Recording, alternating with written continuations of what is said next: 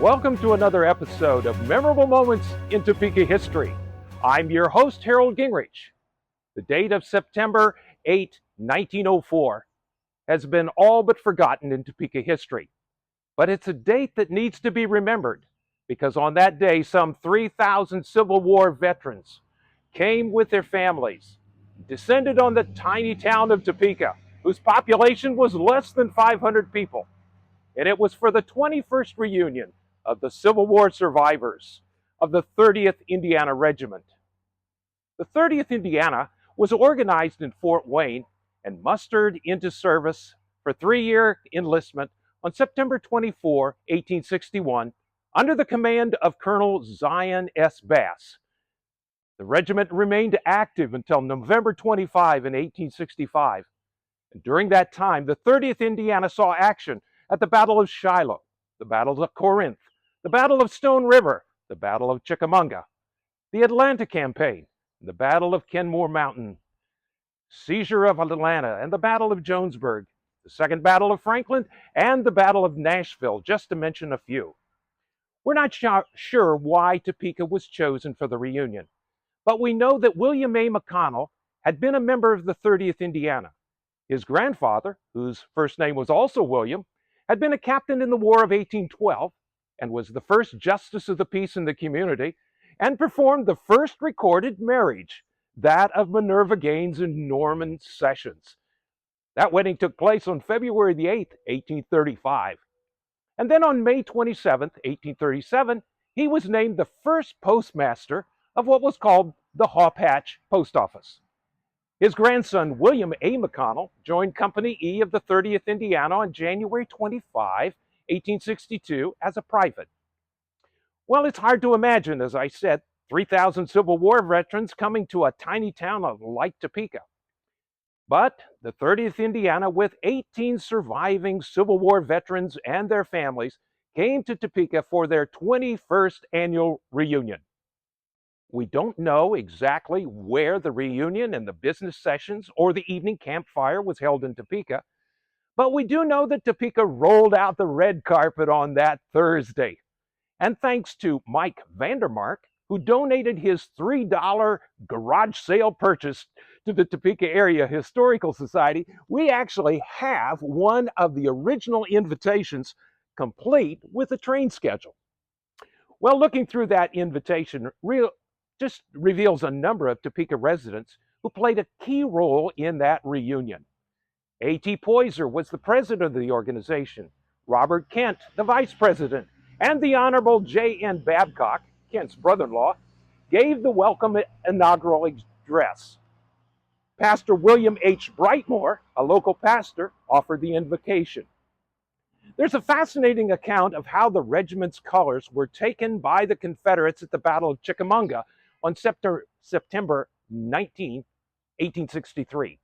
The 30th Indiana was engaged in some of the fiercest fighting. Not wanting their flag to fall into the hands of the enemy, a detail of soldiers was sent to the rear to ensure the safety of the flag.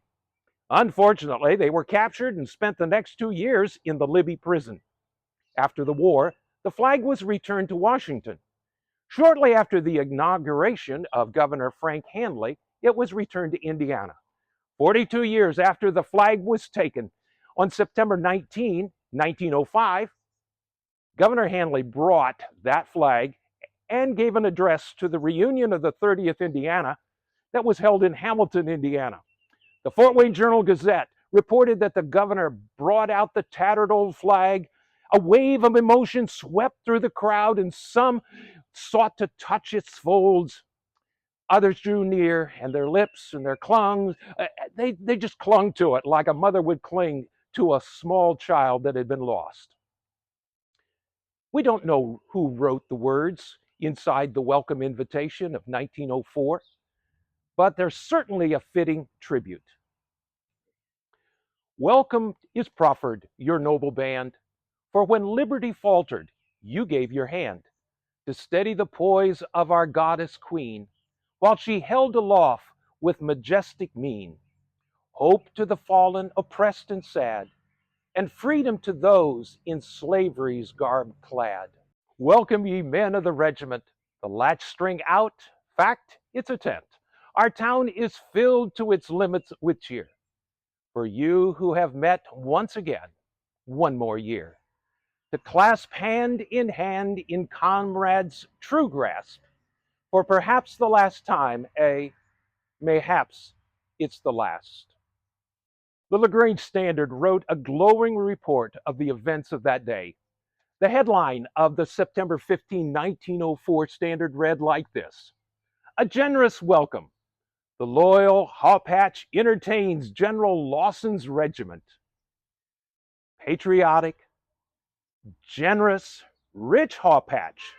Such a big-hearted welcome as the people of that vicinity gave the survivors of the 30th Indiana Infantry at Topeka on Thursday has not been excelled. If equaled by any town, small or large, such reunions have been held. Every house in the town seemed to be decorated with old glory, and the streets at a number of crossings were arched with evergreens, flowers, and the national colors, and the glad hand of welcome and the smile of the delighted greeted the visitors everywhere. Secretary Oline of the 30th Regiment was at the headquarters, happy as ever, registered 113 of his regiment commanders and 126 soldiers of other regiments. The attendance was estimated at 3,000.